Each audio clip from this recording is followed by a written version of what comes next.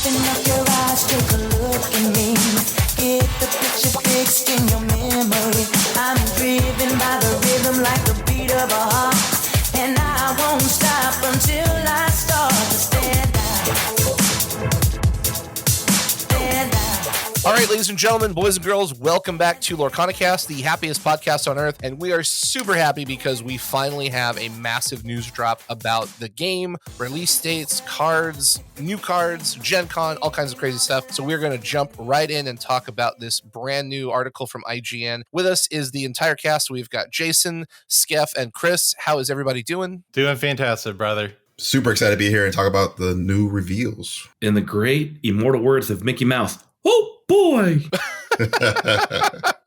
All right, so the biggest news we've got just came from IGN in an article and then a bunch of subsequent posts from other places. But the nuts and bolts is Lorcana is coming to stores on August 18th at friendly local game stores. We're going to see the product hit big box stores like Walmart and Target on September 1st. And then GenCon will have the first opportunity to purchase select product. We don't know what that means, but let's just kind of go over just that announcement. Are you guys excited? What do you think? You know, we've got August for your friendly local game store, September for everybody else. And then GenCon, which we are going to be going to, is going to have something. We don't know what, we don't know how much, but it's going to be there in some capacity. So thoughts? That's a huge announcement. Yeah, I mean, obviously I'm super excited. You know, I was just getting up to start my day at 7 a.m. and I had a message from my friend Steven who shared the IGN article with me. And then at that point I lost all control and started screaming like Michael Scott, "Oh my God, it's happening." And so I went through, you know, made all my social posts to get the ball rolling for trying to help the community. And yeah, I mean, the fact that we're starting, you know, I know Chris is excited about this. We're starting with LGSs, then going to big box, like not even like a month later. Obviously, you know, GenCon, happy to share that the whole team will be there and get to play some Disney card games. Yes, thank you, Jason. Extremely excited. I'm happy to see the early predictions that the local game stores are getting it first. That was the best thing about the article that I read. I think that's great. And Ryan Miller actually calling out that they want to support local game stores. They know community is really important. I think we'll get to that more later in the podcast, but that is so great to hear and makes me much more excited for this game than anything I've heard so far. So my thought process when I first got announced, I'm like, oh, they're like, we're going to just vomit all the information real quick for everybody. And I'm like, they released all the skins of like what everything looks like and what type of items we're getting. And then the GenCon release, the local game shop release just has me at this point, the way they're playing it out on paper, 100% doing a great job. Like this all looks so good. The GenCon release, exciting. And then big box stores later after the local game shops getting first. So kind of like supporting that tier of like, hey, we got to support the local guys. So they talked about tournament playing, getting a lot of people playing the game. But at the end of the day, just getting something that we were savoring for, that we were frothing at the mouth for, to get something to gnaw on, this is going to be really fun. Just the concept of all the different items they released and then the set and maybe some prices later on in the show. Siggy, what do you think? It was a good play. Initially, they were really, really low key on information. They were stingy. They were really dodgy because everyone's like, "Hey, what's happening?" And they're like, "Maybe check back in 2023, maybe." Yeah, it was kind of. I don't want to be mean, but it felt like pandering, honestly. You could be mean. Sugi, be mean. A little bit. Be that mill player we know you are. Oh, especially the last week or two. I will definitely give that to you. Calling me out. All right. So if I'm really, really honest, like I know that there's a lot more going on behind the scenes than we're privy to. Mm-hmm. And there's marketing and legal and time. There's a whole bunch of stuff. So it's understandable that when people on social media are asking, "Hey, what's coming up?" and they go soon for, you know, a couple of weeks, it's like, you know, I would personally appreciate if they said, "Hey, we'll get back to you, you know, middle of January," versus, "Hey, maybe today, but not really, but maybe tomorrow, but haha." So it was kind of like, you know, pick a side. Either tell us it's going to come in like, you know, 3 to 4 weeks or a month, or just don't post anything. But the wait was worth it, I believe, although somewhat annoying. And we got a lot of news that we were really searching for. Other than gameplay, which we've known for months, they're going to reveal in spring. We got a GenCon announcement, which we've been seeking because there's so many cons coming up. Like Origins is already selling tickets, and that would have been, terrible if they said, oh, it's an Origins. Also, they end their ticket sales in 2 weeks. So we've got GenCon. Great. We know exactly what's coming out. We've got booster packs. We've got starter decks. There's a gift set. There's an Illumineers Trove, which I'm just going to call an ETB or Fat Pack because that's the term for Magic and Pokemon. But we also got an accessories page on the official Lorcana website. Yes. So there's card sleeves. I'm probably not buying those. Deck boxes. I'm interested in those. And the play mats. Okay, official card sleeves from companies. What game? Matte finish and 65 cards. It's very nice of them to give you 65. You know these are going to suck. Yeah, I can. I can say our official ones for DBS suck so bad. Yeah, the DBS ones they peel. They are so bad. They are so bad. The Dragon Ball ones are even better than the One Piece sleeves. The One Piece official One Piece sleeves suck. You have to. If you're telling me the DBS ones are better, I feel sorry for the One Piece players. Yeah. Oh wow. Oh my god. I have never ever seen a company now, unless they announce that these are going through Dragon Shield. Right. It's like Flesh and Blood to go through Dragon Shield. And Flesh and Blood. Ooh. Okay. Some official Dragon Shield Flesh Lorcana and Blood. sleeves. Yeah. Now those will be nice. The Flesh and Blood ones are really, really nice. And My Hero Academia does it too. Yeah. So those are Dragon Shield, and then they actually make specific ones for. Well, now this is the problem at Flesh and Blood about like the tournament prizes, right? I don't know about sleeves as tournament prizes, but they're really high quality. Yeah, I'm so sorry to listeners if you were really excited about these sleeves. They're probably most likely not going to be any good. Anyways, the deck boxes, those are interesting. Yes, they are. They hold 80 cards, which I don't understand what that's about because that's such a weird number. We'll get into that later. Yes, we will. Playmats. I'm really excited about. I'm really excited about the playmats. I want that Maui playmat. Yeah, we're all gonna have Maui. We're all gonna have Maui playmats. Maui. Yeah, we're all gonna run Maui playmat. Yeah, you know what? We could I'll just cosplay as Maui. There we go. Yeah, oh boy. I mean, if I take off my shirt and get some tattoos and maybe work out a lot, well, I don't know. Anyways, there's portfolios. Yeah, those are cool. These are card binders. Binders. Yeah. Yep. Unfortunately, these generally are pretty lousy too when not printed by major companies like Monster or Ultra Pro. Ultra Pro, yeah. Ultra Pro's really Game is really good. I like them. I like Ultimate Guard a lot. Yeah, really good. Ultimate Guard's good because Ulti Guard has the 4 wide, so they have the 16 sleeve, which I really like. Especially if this game has a playmat or a playset size of 4, I'm probably going to get those. We can get into that later, but yeah. Yeah, I mean, it features Stitch and the Queen, and the big news from that is the Queen does not have a card revealed yet, so it's kind of an unofficial announcement of, hey, the evil Queen from Snow White is getting a card. And Maui. So the other thing while we're on the portfolios too is I like that there's room for 8 oversized cards.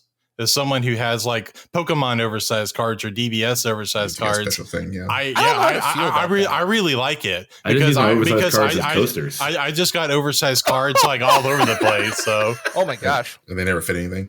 I want to go back to like. When are you going to trade those cards though? Because everyone's going to have all the oversized cards, right? I mean, they're not tradable. I mean, I think it's fine to have product that's not specific tradable. That's just for like put on the table to cool if you want to put it on there. It's just for collectors and stuff. It's for the kids. The kids can put their giant cards that they get in their gift sets into a binder. It's just part of that marketing scheme to get people. Oh, the parents are like, what am I doing with these giant cards? They're like, no worries, parents. Here is a portfolio where you can store your giant oversized cards inside of it. Yeah. Oh, boy. And if these are double stitched like the German ones from Monster, I'll buy it. But otherwise, like I'm gonna stick with Monster. We'll find out the quality of the playmats and everything soon. It gives a gravitas to the game too. About like you see it on the table, right? You see like these big cards on the table at your local game store. Like, what is that game, right?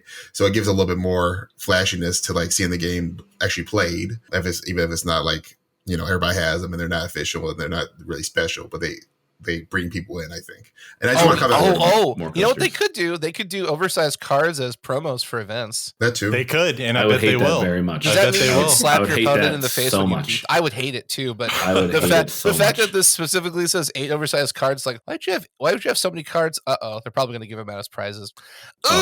Or just every set they'll have the gift set. Right, yeah. It could be I like that. So that means they could have 3 more gift sets planned down the line, so a total of 8 oversized cards you could fit in there, and then you got to get in the store. Yeah. So they did announce that they want 4 sets per year. So I guess that makes sense. Which means there could be a corresponding gift set with each set. 4 sets of gift sets or in sets in general? No. 4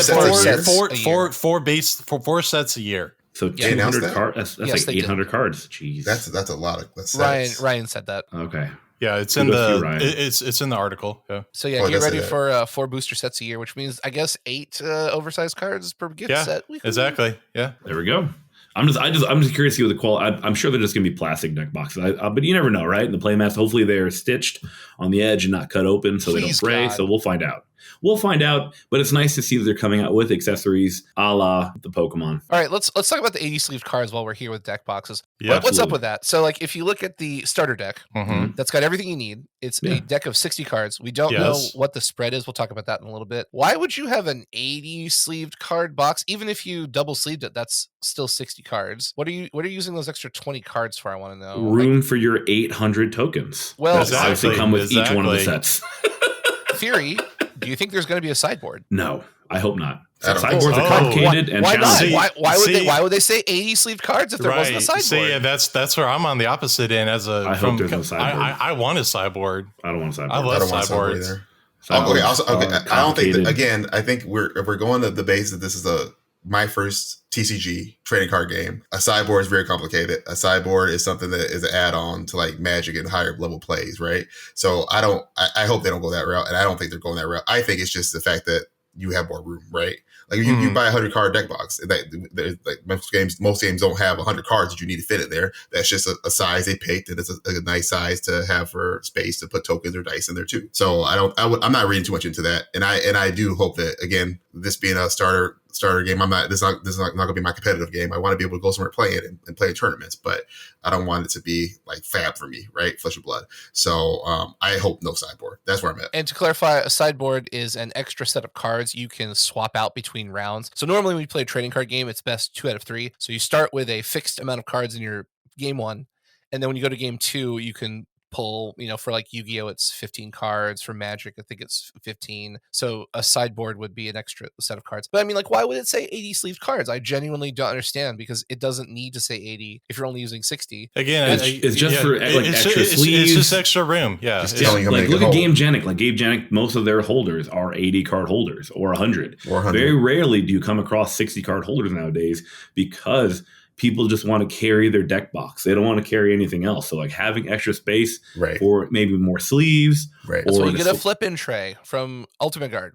No, that's heavy then. No, that's just too big. No, that's like it's you just put too it- big. Oh, you put Look, it in a little think- sling backpack. You come on. No, I mean, some people Or you just want to just, or carry you the just deck get a bigger box. deck box. You put it all in there. You don't have Exactly, to worry about yeah. getting another But product. I think Well, yeah, but 80 flip-in is a trays have good like 60 in standard. tokens. yeah. I think 80 is a good standard now, because at the end of the day, like when I played Pokemon, they had exactly 60 card deck boxes that were very popular, but you still had, it was just one of the things where just having the 80 have that extra space. I So just Sugi, hate having so- my cards flipping around in the extra space. Like, Sugi, I'm gonna buy you a little 2-piece inch of foam. Or, yeah, and we're to just put gonna it in. slide that into your deck box, and you don't have to worry about sliding around no more. There you go, buddy. Or Problem I could just solved. buy a 60 card deck box and not worry about that. No, So, you Sugi, have to when be you saw cool this, like you us were for all obviously getting deck box, excited. Sugi. You have to get a deck box. You were obviously excited about thinking about a sideboard, right? That I was want the a first sideboard. thing. That was the first thing that came to mind, because I just couldn't figure out why it says 80 when you Okay. only need 60. Well, I think it could be sideboard though, right? Because if you go deck, ink, and then sideboard, that could be 80.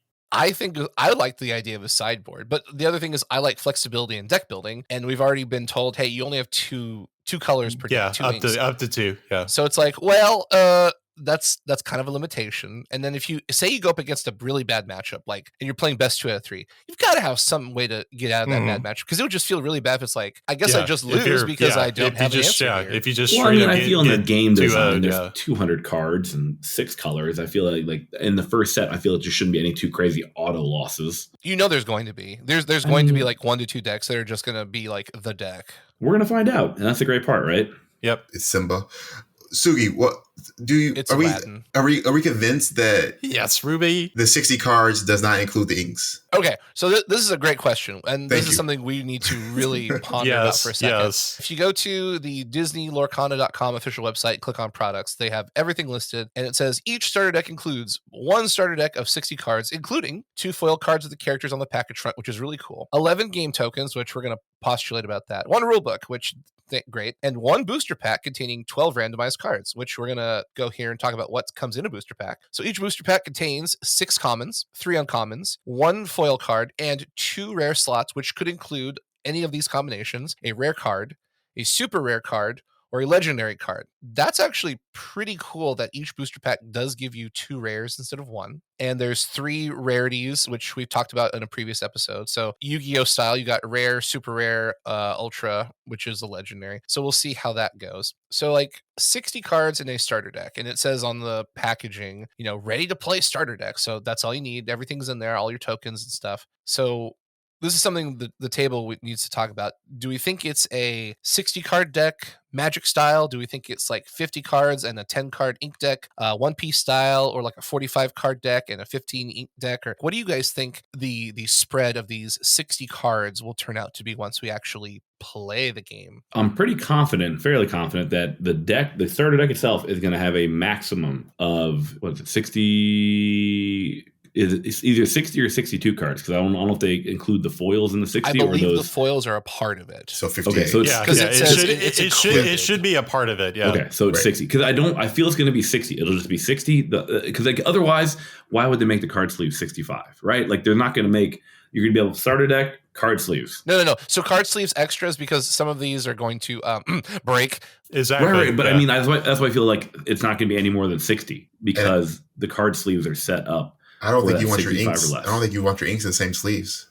No. I would put them in separate sleeves. So I don't think they include. I don't think. I think you're going to have separate sleeves for your inks, and that's probably a game rule that you can't have them in the same sleeves anyways. Potentially, yeah. So I'm going for my take on the starter breakdown is 60 card deck plus a separate ink deck. So it actually will be more physical cards than 60 in that box. I don't think so. I don't think that they. I bet you a booster pack. I'll bet you a booster pack too. There we go. 3 packs this year. There you go. Oh wow! There you go. Wait. So for all the listeners, let's clarify this, because I'm not exactly sure what the bet is. So are you betting that there is a 60 card main deck plus an additional ink deck in that box? Yes. Oh, okay. So Steph is definitely betting there is not. Yes, he's thinking that there's just total 60 cards. I want in on this. I agree with Steph. I want a booster pack too. Okay, then let's double down, because I agree with Chris. Ooh, so good. All right, I'm going to give me 2 booster packs, one from Olaf and one from Steph. If I'm making the game, my reasoning is if I'm making the game, the inks have to be there. They're not part of the deck. Is the exactly rules. So that's just a thing you have to figure out how you want your combination of your split of inks for your particular deck, but you need whatever it is, 10, 15 inks for the deck. So I'm not going to include that in my list of starter cards, because they're resources. That's how I'm thinking. All right. And to back up his point, so for those of you who don't know, I sell stuff on TCG Player. I have some One Piece starters right here, and I looked at that. On the back of that says 50 card, like ready to play deck, but it doesn't include the 10 Dawn. And that's true. It doesn't. So therefore, I think there's some credence to what Chris is saying. And that's why I want booster packs. I want booster packs. I want to, so we'll see. We'll find out at Gen Con. We'll find out way before Gen Con. No, we'll find out way before. Way before Gen Con. Way before. These are going to get shipped out and open before Gen Con, probably. I assume. Oh, 100%. Yeah. They're probably going to have some pre-release for like stuff, like content creators and whatnot. But okay. Right. So me and Skeff say there is not an extra deck of inks in this starter deck. There are 15 cards in there. 75 cards. Chris and Jason say there is. So we got 2 booster packs on the line here. I have a question for the table about the starter deck. Easy money. I can't wait. If I'm wrong, you got easy booster packs. Right, exactly. Either way, it's easy money. You're right. This is easy money for whoever wins. It doesn't matter. Chat, let us know what you think down in the comments. Who's right? Tell which bearded guy's right. While we're talking about starters, here's a question for the table. What do you guys think of the ink combinations for the starters? I think that's a good question. Because that's a great question. So fine. The question I'll pose is, if we can only buy one, which one would you get? No. We have to torture Sugi. Sugi has problems. Wait. I have a better idea. Okay. So let's put someone in the hot seat, and the other 3 have to guess what they would buy. Okay. I'll go first. Fine. Mine's easy. All right. So who do we want to go first? I'll go first. Pick me. All right. So Skeff is in the hot seat. I think. And you guys have all played games against me too, by the way. So you guys know. Minus this guy. Minus you. Minus Jason, but that's going to change. That'll change. You'll see I how think cool I can Skeff be. buys the Moana Mickey pack. I think he buys Cruella DeVille and Aladdin. Because it seems like that'd be the red and green would be like aggressive. I feel. Okay, That's Jason. Fine, I will take the Simba Aurora. Oh my gosh. So what's his Frank? All right, let's put a booster pack on the line. I approve of each of you guys going a third, like each way. All right, which would you get, Skeff? Now, obviously, we're making a decision because we've only seen 6, 7, 8 cards, right? 8 cards, Yeah, eight, 9 cards, give or take. 8 or 9 if you include the gift set. Yeah. So we've seen you got to 10 because you've got 10 because of the dragon, and the instant. and The instant. Jumba and Jumba. Dr. Jumba and old Dr. Vanilla. Oh, Dr. Vanilla. So you kind of get an idea of so the way I broke it down, and I'll tell you who I want. Like you kind of feel like the shifting for the yellow, the red for the power, the green for kind of like that defensive, the steel for the aggro, the blue being kind of like that, like just kind of blue. But I really do. I like after, and obviously we've only seen a couple cards, but I really did enjoy what Robin Hood did, and I really enjoyed what Captain Hook did. Yes. Oh, okay. Now, because at the end of the day, I feel in a starter deck, I feel like that's going to just kind of be like, all right, because I feel shift is going to be good when you just have a lot more just shift cards. So I feel like in a starter, I'm like, all right, you're not going to get all the shift you need, but maybe some. But I mean, like, I do enjoy that. I think steel is going to be a lot of fun. I really think that like just pure aggro, but the red it seems like the mystery ink, like we don't really know what it does, like what it's built around. Well, Simba's one of them. Yeah, Simba's definitely one of them. Right, but I don't know. But in terms of steel, all we have is Captain Hook and Simba so far. Yeah. So we don't know what Simba does, but yeah, the Captain Hook. But yeah, and then also what the blue card was. It was Robin Hood. Robin Hood. Yeah, the Robin Hood. Yeah, that had like the end of playability or something. Yeah, you draw. I think if your opponent has more than you or something like that. Blue seemed very even keel. Like blue seemed like it has the equal. It's going to be a 3/3 or a 4/4. Very blue, almost like the Knights in like Keyforge. If anybody remembers that game. Oh, I remember that game. Why you gotta say that, man? They're coming back, kind of. Not really. No. We can say past tense for Keyforge. Well, they did have that Game Forge thingamabob, but yeah, I love that game. Why you gotta hurt me so?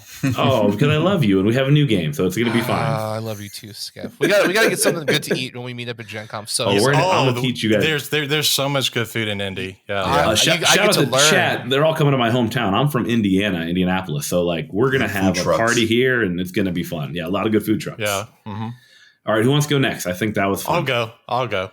Oh, we already know this one. It's going to be Aladdin aggro. Yeah, it's Cruella. Yeah, you're Cruella, Jason. We just know this.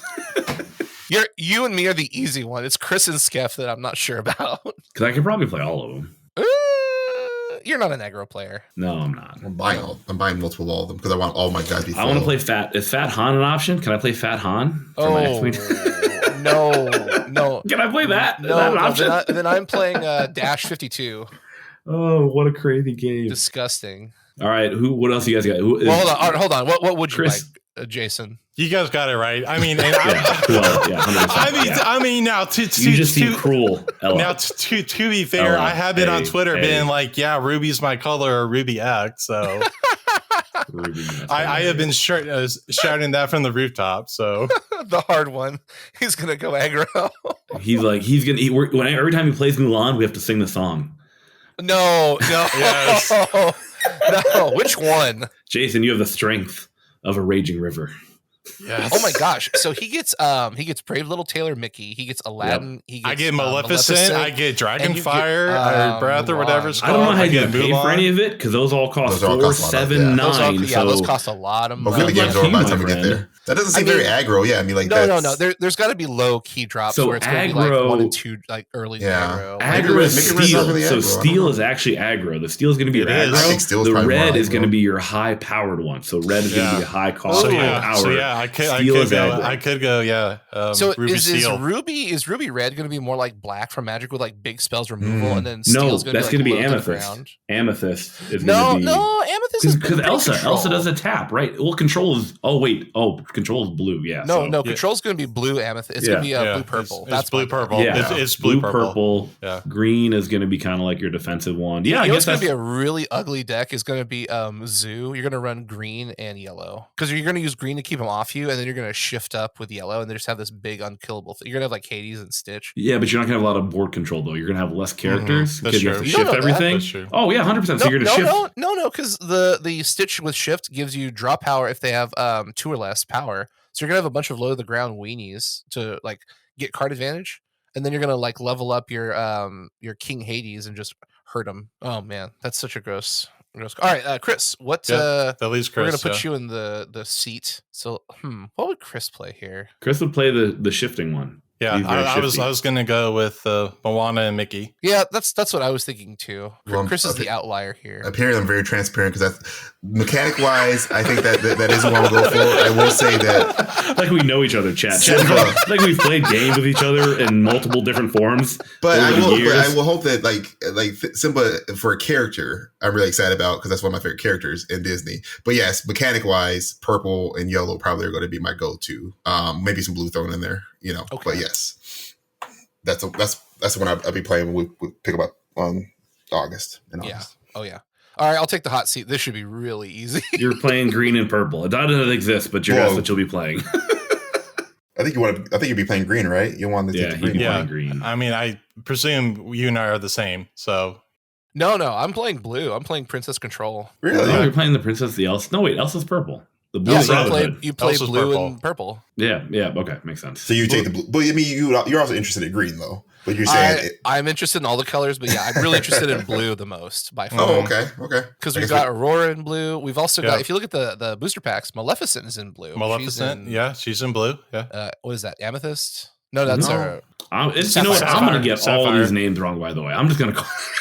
It's going to be terrible. I didn't catch that. I didn't catch that's on the top of the booster pack.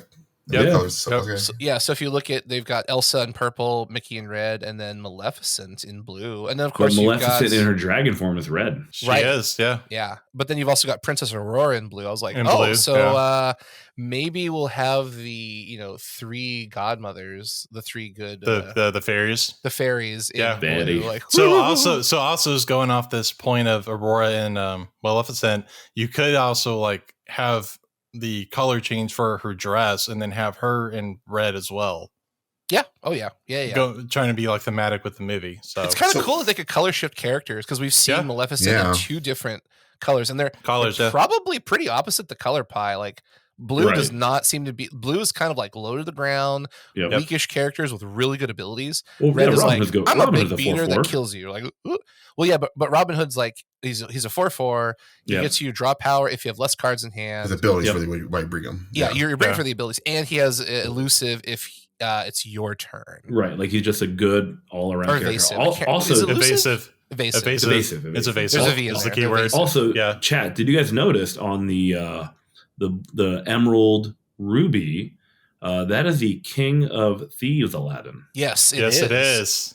Anyone else? Because we have the king. We have the King of Olympus and King Hades. We now have Ultra Eagles. King of Thieves and Aladdin. Like so, we're seeing some alternate characters that we haven't seen. Exactly. We also see the second Mickey with Sorcerer Mickey. Right. Exactly. Yeah. So, which means we'll get a Mickey in every color. Oh my god! For sure. You're getting the rainbow Mickey deck. Do you think Maui is in yellow? I think Maui's in green. Maui's yellow. No, I think he's in yellow. Because he shifts. His character literally shifts. I mean, you're not wrong. It's a great point. That's a great point. There's going to be Shark Maui, and then there'll be Monster Maui. Okay. He's a shapeshifter. Okay, now I shapeshifter demigod of the wind and seas. Have to play that deck on my Maui mat. You know what you could do? You could run Steel to keep your opponent off track, and then use the shift to kind of build up. That'd be kind of nasty. Shift. Yeah, being very aggro with the. But also. It's just going to be like it's really cool to have the starter decks, and I think it's good as 2 of each color, and because it makes you buy all 3 starter decks. Yes, it does. At the end of the day, too. I don't know if we're going to get into this, but like I was curious, like what quantity are you guys going to be trying to acquire of like starters, cases, gift set. I do want to bring something up before we go deeper. There was a post by Disney Lorcana's official Twitter, and they said all of the cards in the starter decks are also going to be in the booster packs. So there will be no exclusive cards anywhere across the board. If you don't buy a starter deck, technically that's a lie. That's technically a lie. What do you mean? Why?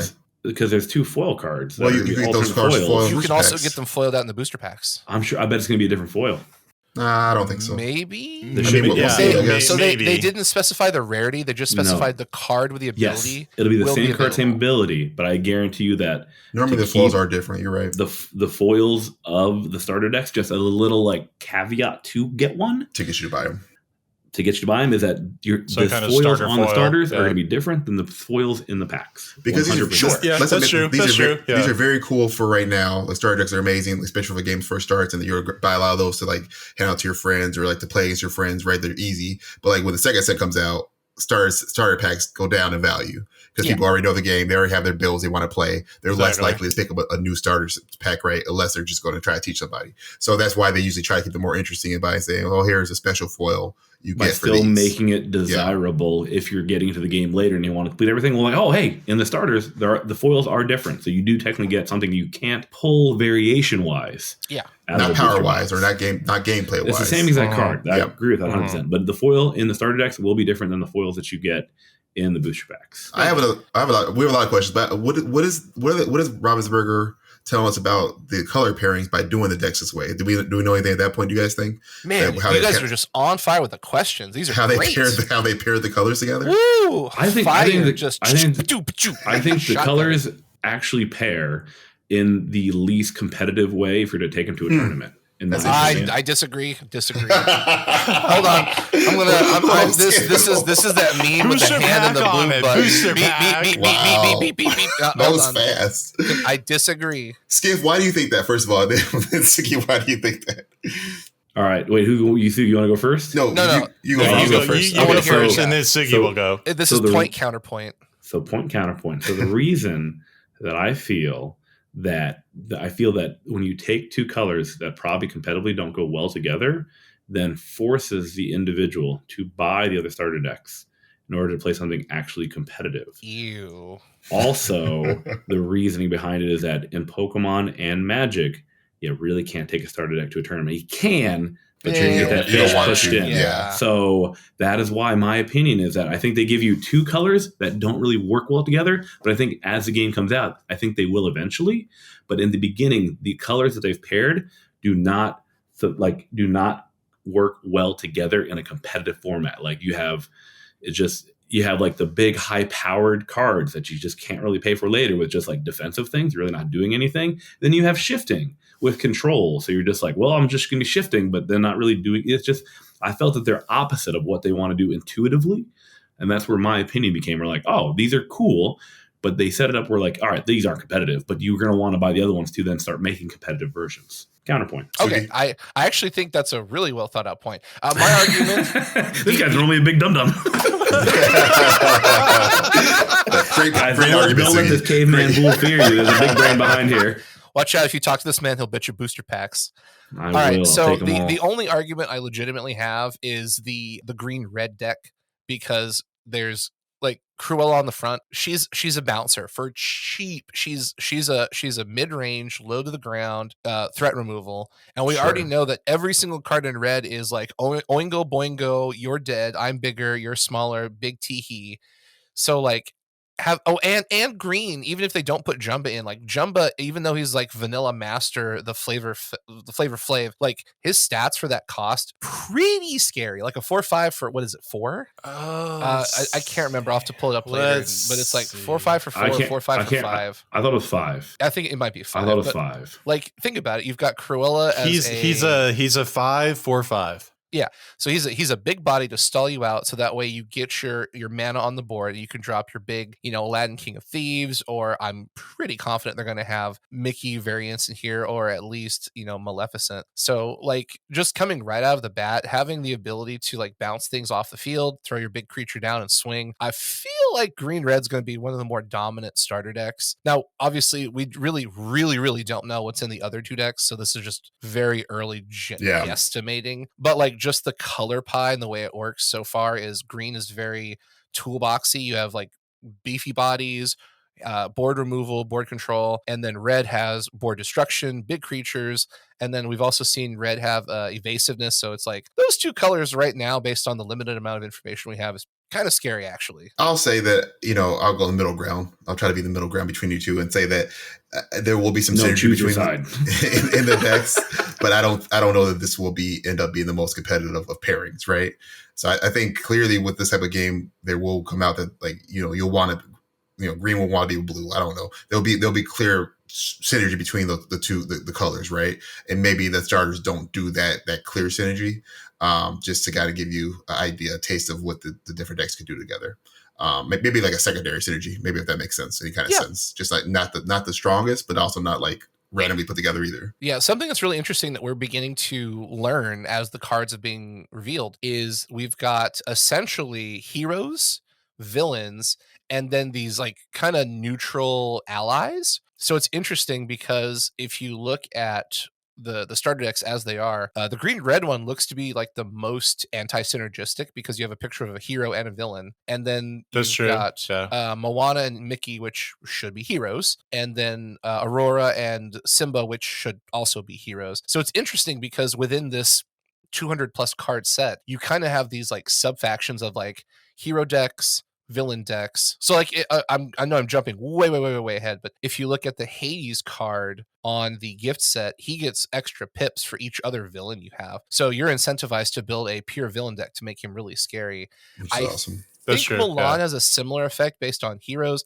It's harder to read her text. It is. But you'd assume, I'm assuming if Hades gets bigger with villains, Mulan gets bigger with heroes. So now you're going to have these interesting combos of like, do you have a pure hero deck? Do you have a pure villain deck? Do you have a hybrid mixture deck? And then on top of that, you have your generic archetypes of like aggro, mid-range, control. So I'm actually really excited because you could have a green deck that's A or B or C.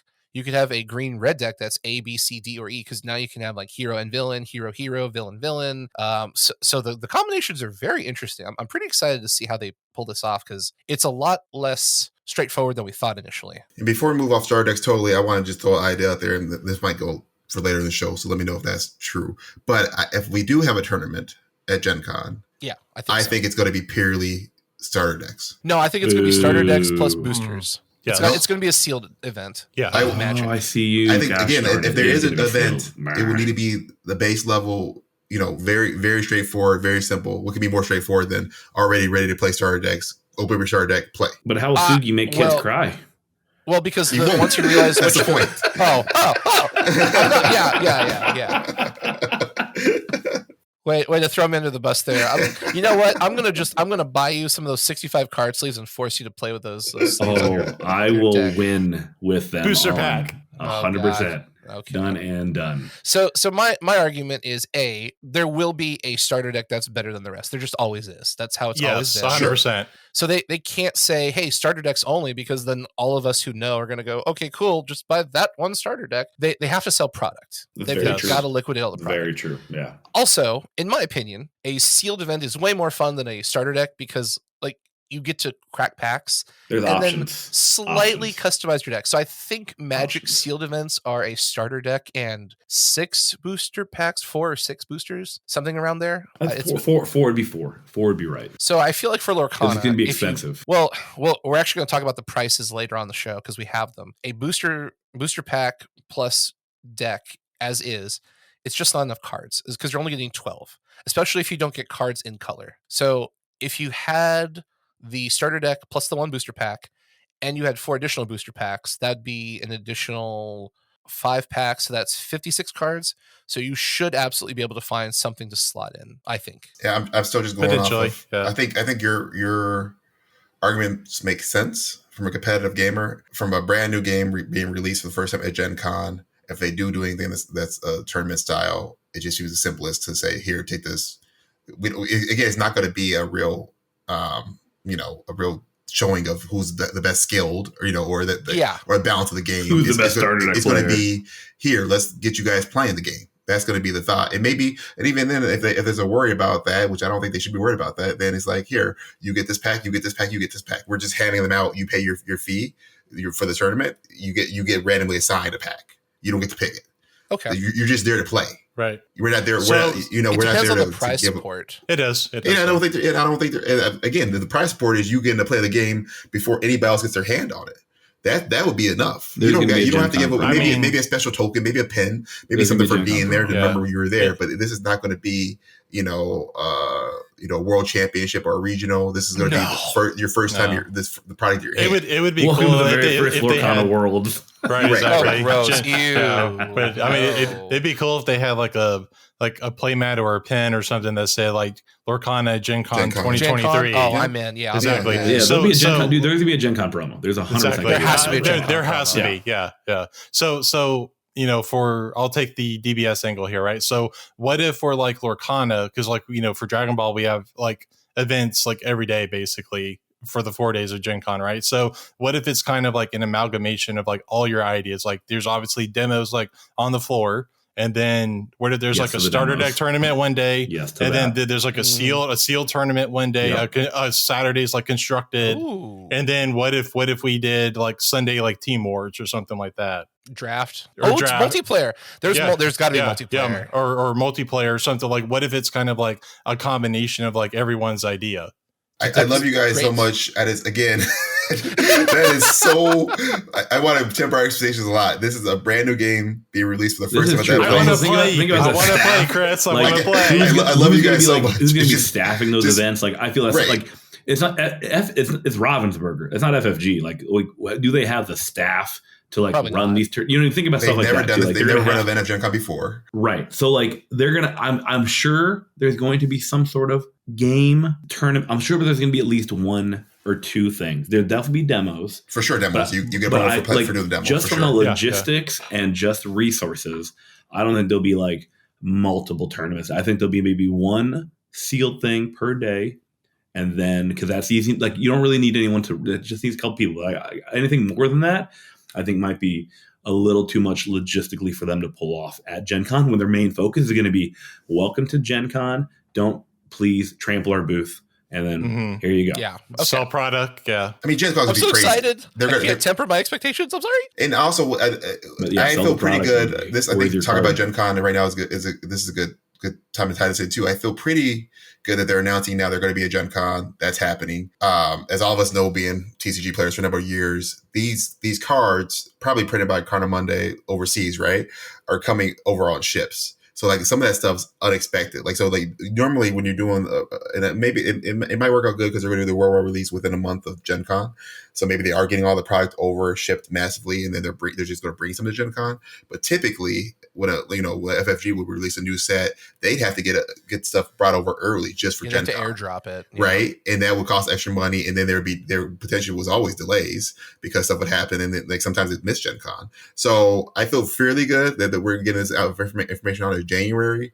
I'm guessing that they're already. The set's already been printed is what my guess is, just because it takes that long, and it has to get here, and like it could be delayed. I mean, remember a couple years ago the port delay, like that delayed all our card game stuff for months. So you never know what's going to happen. So if they're making this plan now, I'm hopeful that they're getting it printed and shipped to them 2 months before Gen Con. Oh yeah, I mean, I'm very confident. I mean, they released in January. We're 8 months away.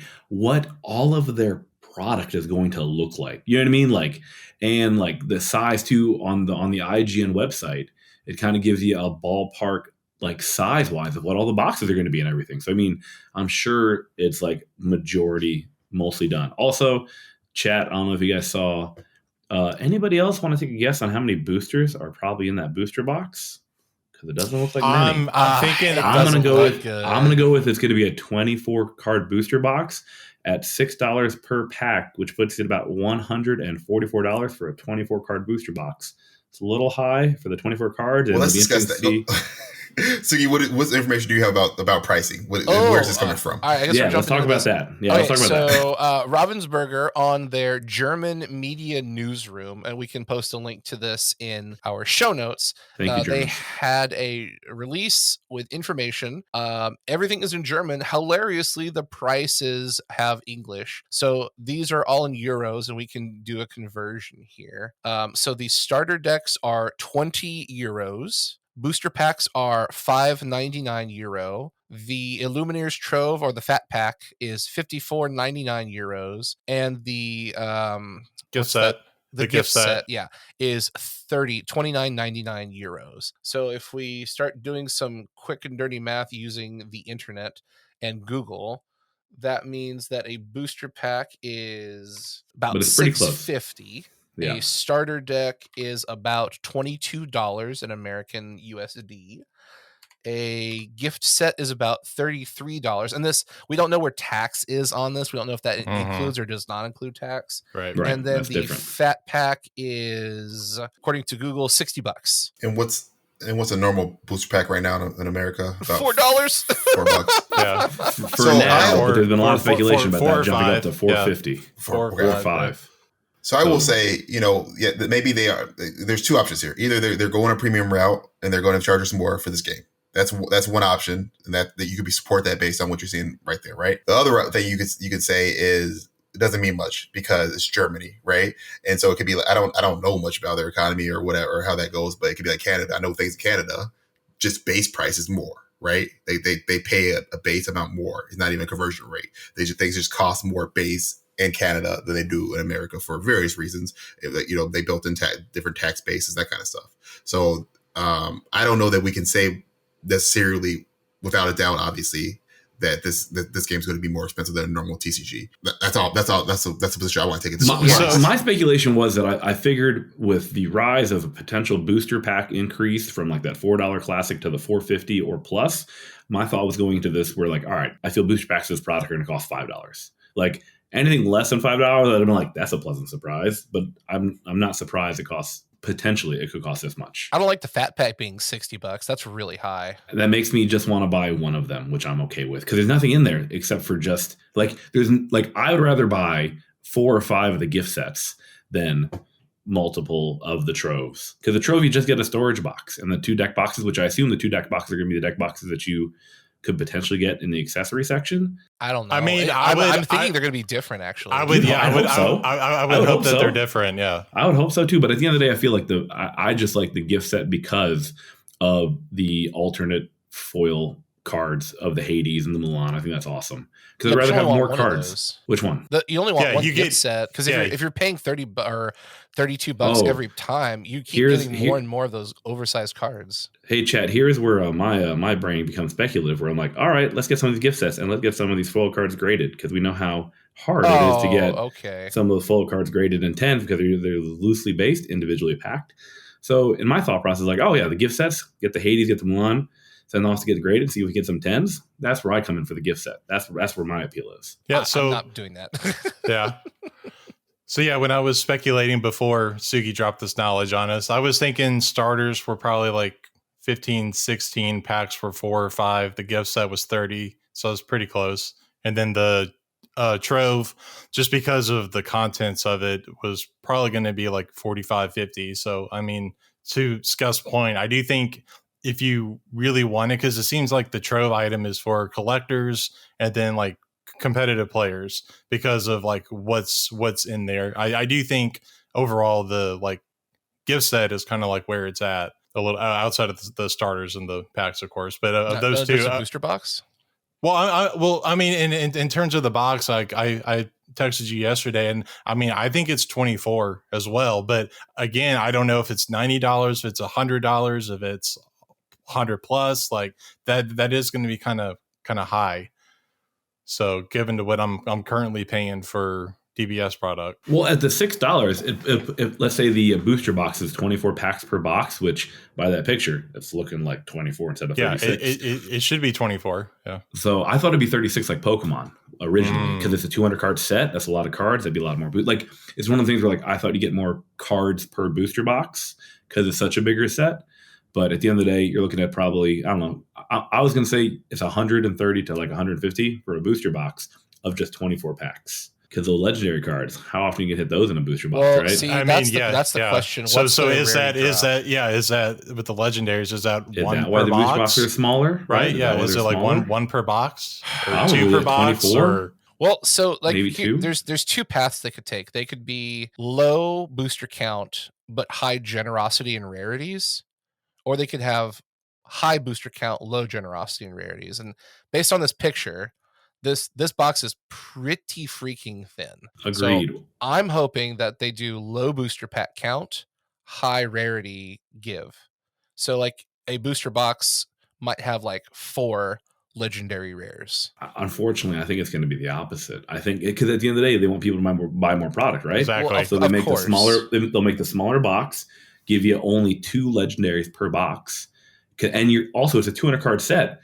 If you put it, it's 6, 7, 8, 9, We're basically 10, just 11. questioning how greedy they want to be at this point. Exactly. So if it's 12 cards per pack, right? And you look at 24, 240, you're looking at you're going to need multiple booster boxes. And how many legendaries are there going to be, and what? We don't Yeah, know. and what's a That's play true. set? That's How many true. cards are in Yeah. a play set? And are they legendaries? Yeah, like I mean, we don't know if some characters maybe they're limited. Maybe you can only have one type of card in your deck of a certain type of character of a certain power level. Well, you know what I'm I'm saying? just going with the pull rate of legendary cards. Right. Like people are Yeah, going to want the yeah. legendary. Now we're going to the collectible standpoint of it. Like Right, people that want to exactly. collect the entire set. Right. How hard are the legendaries going to pull? Are there 10 of them? I know, like in Pokemon, to pull an alt art, Jesus, wow, like an alt art ratio to pull, like for example, like Silver Tempest Lugia, one of the most recent ones. It's like 1 out of like 600 packs. Yeah. The odds of pulling the Lugia alt art. But So the playset also matters. The playability or the number of the cards you can play also playability, matters for the very legendary, right? Because we talked about this in previous episodes. They could short print something. If, for example, you can only have one of a certain card because of whatever, it's a restricted Right. card or legendary card. Right. Then they may short print that. And That'd if it's a be legendary bad. status, that is really, really rare because Then they're gonna it's been ruin short the price printed of the because you card, only have though. one. I mean, do They're you gonna guys ruin the really price think of the they're with how Ryan keeps saying like stuff is you can get stuff like pretty easily that they're gonna short print? Because I don't think they will. No, I don't think No, so. I don't think they're going to. Like, I think that in my opinion, the legendary cards, I hope they're unplayable. In my opinion, You know they're I- not.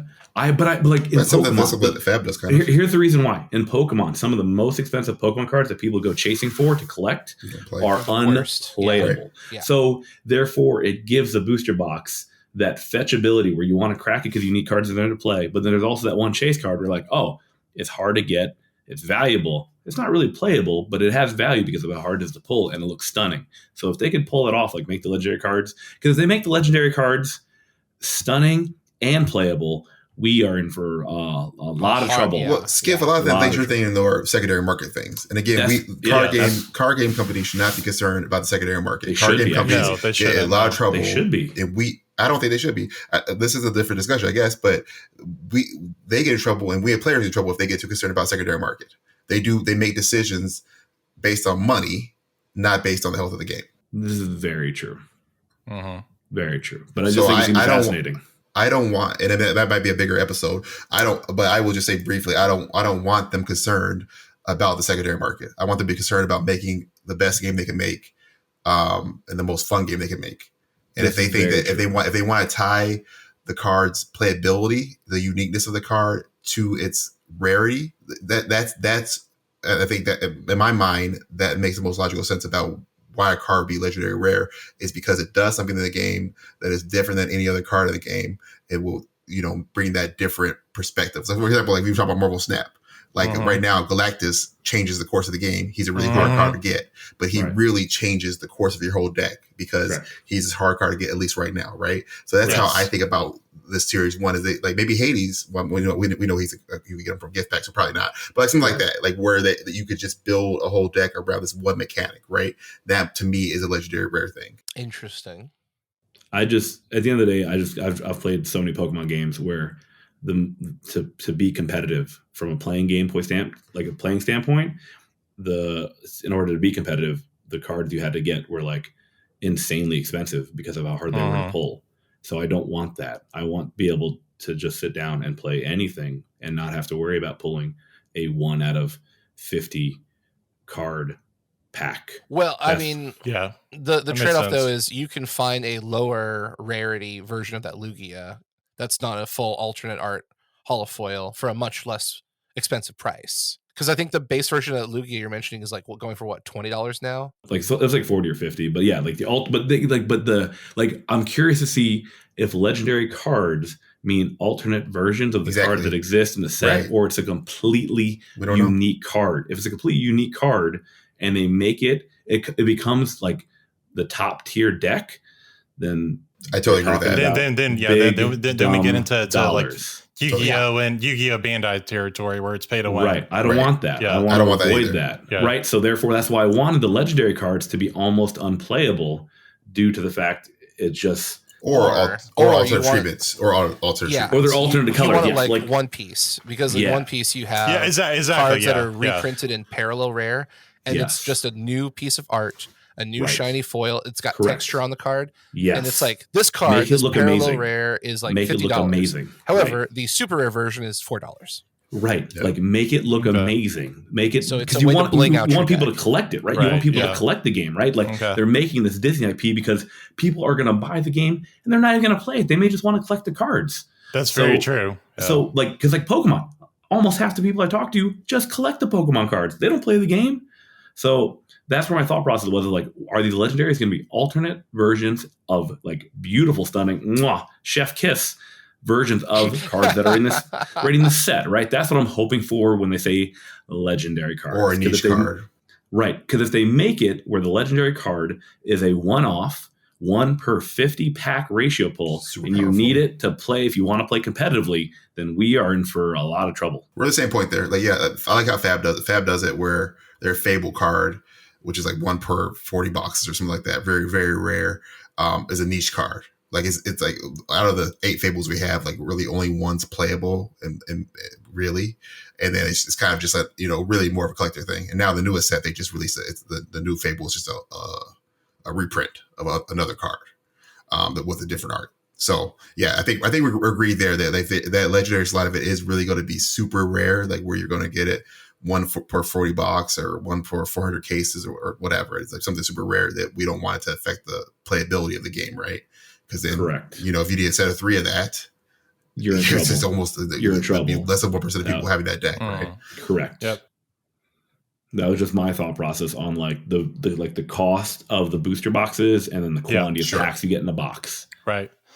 So since we're talking about prices, if these prices hold here in the States, do you think that the higher barrier, like costs of entry, hurts this game? It's not pretty. Or do you think because it's Disney, people will pay it regardless? Second point. People will pay it. They just won't like it. Well, I don't think people.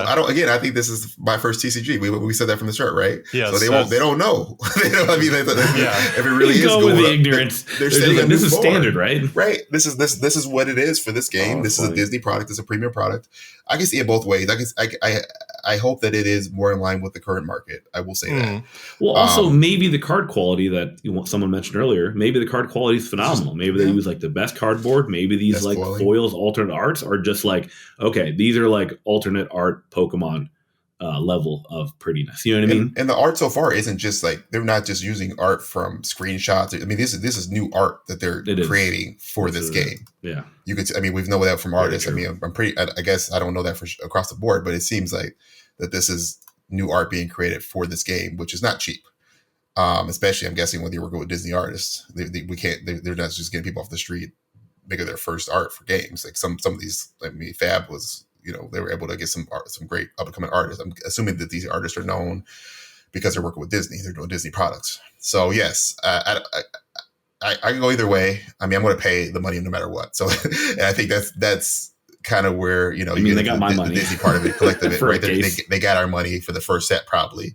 So if they're going to set a standard, they probably set it a little bit higher than the current market, because they are a premium product. The rules will tell us that. The rules will tell us. Of course. I mean, we come back to that a lot. The rules are going to say, is this really just a new collector thing where people really aren't going to play it? Which I really, really hope. I mean, our podcast isn't going to last very long if that's true.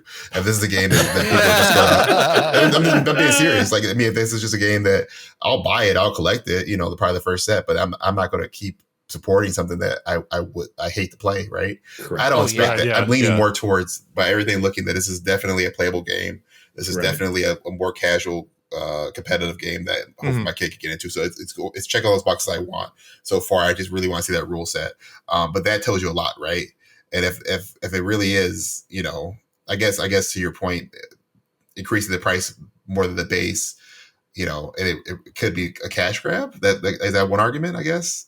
Potentially, okay, so yeah. here's the problem that I keep bringing up. That a lot of people are like, "Oh, it's a Disney game. It's a Ravensburger game made by a puzzle company. So their job is to sell products and make money, not sustain a game in any capacity." Now, I'm not saying that they won't. I'm just saying this is just how businesses run. Their job is to make money, not to make you feel good. So, unfortunately, yeah, I'm not surprised if they increase the prices because they know they can, and we are going to buy it and we're going to pay for it. And you know, what are you going to do? Nothing. So I do hope the prices are a little bit more in line with the current trading card game market. But if they're not, I mean, you know what? I've already got money set aside to buy it, so whatever. So my hope is that the game is good. My hope is that the company sustains the game and supports it, and they don't do a grab and run like some companies do, where they print the game for like 2-3 years, then they go, "Oh, hey, you know, we're going to move on to other projects because, you know, we're not really a trading card game company. We're a board game and puzzle company."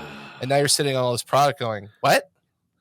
So I mean, but that's the risk everybody takes when it comes to any kind of Exactly. evergreen collectible game. Is, will this game be sustainable in 2, 3, 4, 5 years? And none of us know what the answer to that question.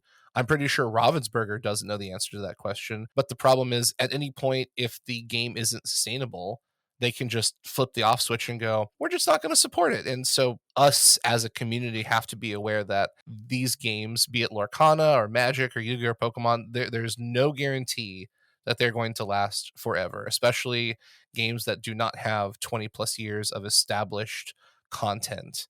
So I hate to sound like a Debbie Downer. I just want to, you know, you're just being realistic about it. Like we've seen card games in the days. I mean, come on now, Imperial Assault, Destiny. You know what I mean? Like, I mean, even like, you know, Digimon. Yeah. What else was most? The Dragon Ball Z Panini one. Vanguard. The Dragon Ball Z Panini game. Panini one. Yeah, that lasted like 2 years. Died. Yeah, I mean, yeah. even Dragon Ball Super is kind of dead in Japan. Like, America's keeping that game alive. Well, so it seems like the shelf, like Judo. Yeah. Oh god, Judo. But again, you notice a lot of that comes from Bandai. Which means that Wizards of the Coast has had a bajillion card games that died. Well, Netrunner, that's true, but I'm just saying, like, there's not a Bandai card game that ever lasts more than like 5 or 6 years. Because part of their model is putting out new card games. Exactly, because it's a pump and dump. Right, that's exactly, part of the model. Exactly. Which is like I've told you guys, like, on air and off air, like, that's my big concern with this game, is because they use DBS to kind of re-get started, and then now I think they're spread way too thin because they have Digimon, One Piece. You're talking about One Piece. Bandai. Yeah. So sorry, with Bandai. So they have Dragon Ball Super, then they went to Digimon, then they have One Piece, and then they're doing Battle Spirits. Yeah, they're doing Battle Spirits too. So it's like this one company that can't maintain one game is going to maintain 4. Like, they're going to do so well. It's like exactly. Yeah. So I think for Lorcana, the best parallel, to Sugi's point, is what happened with Star Wars Destiny. Like that FFG was getting the license for Star Wars, right? And Ravensburger was getting the license for this game. The only difference, the one we have to see, we've talked about this before, is the fact that these are traditional Disney characters on the cards, right? You could argue that Star Wars is not traditional Disney, right? Correct. They got it. So that the fact that these are, traditional Disney characters on the cardboard, will Disney want to be more involved with this licensed IP? Yes, absolutely. And we're all saying yes to that. Thing. That's not a good thing. Is it a good thing or is it a bad thing? Is it a good thing? Is it a good thing because they have more of an interest in how it's portrayed and the game going long? they want more control, and if they don't have the control they like, they shut it down. Correct. Dude, I mean, the mouse is in charge. Disney having their nose in your business is not good, because if they don't like the numbers you're selling, if they don't like the card That's very art true. you're printing, That's very true. if they don't like the special ability, if you have a Mickey Mouse and they're like, that doesn't represent Mickey Mouse, we don't like it, change it. We can't went to print. If they don't like how if Disney doesn't like any combination of a multitude of variables, they go, hey, we're done with the license, you're on your own. So again, I really don't want to be a Debbie Downer, but like there's a lot of things that could go really wrong if Disney sticks their nose in. Oh, Moana, no, she looks too young. Oh no, she looks too old. Oh no, that's inappropriate. Well, that happened for FFG and Star Wars. That's going to happen no matter what. I know, but the thing is, like, Star Wars is a lot safer because it's not like pure Disney IP. You could go a little loosey-goosey with Star Wars.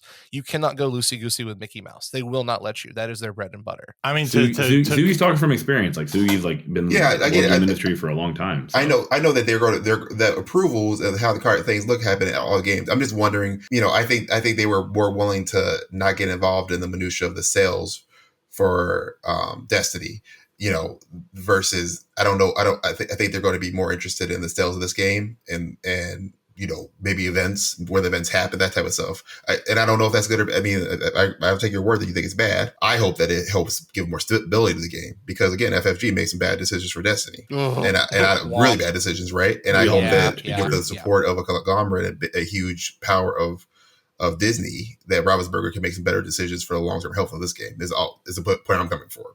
Because I think you're going to have that control no matter what. They're going to want to make sure their IP is, portrayed in a good light. So the good side to my bad side is with Villainous, Ravensburger has done extremely well both in sales and distribution and IP management. So everyone loves Villainous. Everyone thinks it's a super fun game. The portrayal of all the characters is spot on. So like they've earned the respect of Disney to take a gamble. The big question is, what is their game plan? Because on the surface, for us as people who are excited about the game, hey, we get a new game, but in-house, behind closed doors, secrecy is their plan. Hey, we're going to support this game for like 4 years, and then let's see what happens with our contract. Is this like a long-term thing? Is this a short-term thing? Are they going to have Lorcana and then maybe turn it into like, okay, we did Lorcana for 2 years, now we're going to do like Star Wars Lorcana for 2 years, and then do like Marvel Lorcana? Like, what is their game plan? Because we just don't know, and it's really exciting, but at the same point, like, I'm a very long-term, big picture kind of guy, and so looking at this is like right now in the very spot moment of 2023, hyper excited, can't wait to play it. 2024, 2025, 2026, I don't know if this game's going to be around. Obviously, we don't know the rules. We don't know the rarity pulls. We don't know what the secondary market's going to look like. But I mean, there's a lot of people saying, oh, this game's going to last forever and I can play with my grandkids. I don't know if that's a true statement. I was going to say the one thing that this game does kind of have, like, so when we think, Sugi mentioned the 2 decades, the Pokemon and the Magic, right? What is the thing that allowed them to keep going? Where they just keep making up new characters every like 4 or 5 years, right? Mm-hmm. They just keep making up new things where to throw over the game. Always a new set of Pokemon coming out, right? That they throw into the games, maybe reuse some of the old ones. At least with this kind of IP, there's always going to be more Disney movies coming out. Like, so therefore, there's always going to be something. Like with Star Wars, there isn't always Star Wars stuff coming out. There's always now there is. now there is, but it's just one of the things where like Mandalorian season 3, right? Yeah. March 3rd, chat. So go check that out. Bad Batch season 2. Bad Batch, yes. But I think that having the IP of this Disney product where but more often, like they're going to be making more things more often, more animated shows, the Disney Plus, like there'll be more content that they could pull from easier than I think the previous card games that didn't really go so well. I think that helps. Like having content to make your game out of, super important. Otherwise, you just run out of ideas. I think this is agree. I think this discussion is a good lead into the question of the 200 card base set. What do we think about that? Massive. And 4 sets. That's a great idea. Yeah. And 4 sets a year. What do we think about that? Bad idea. So let's go. Really? Wait, first of all, how's everybody feel about the size of the first set? All right, thank you everybody so much for joining us on this week's episode. This is part 1 of 2, so if you've enjoyed the show, check us out on Facebook and Twitter and YouTube at LorcanaCast. You can also find us at LorcanaHQ.com. We will see everyone next time, so remember that Ohana means family, nobody gets left behind, nobody gets forgotten. The sticky wheels always getting the grease. I'm so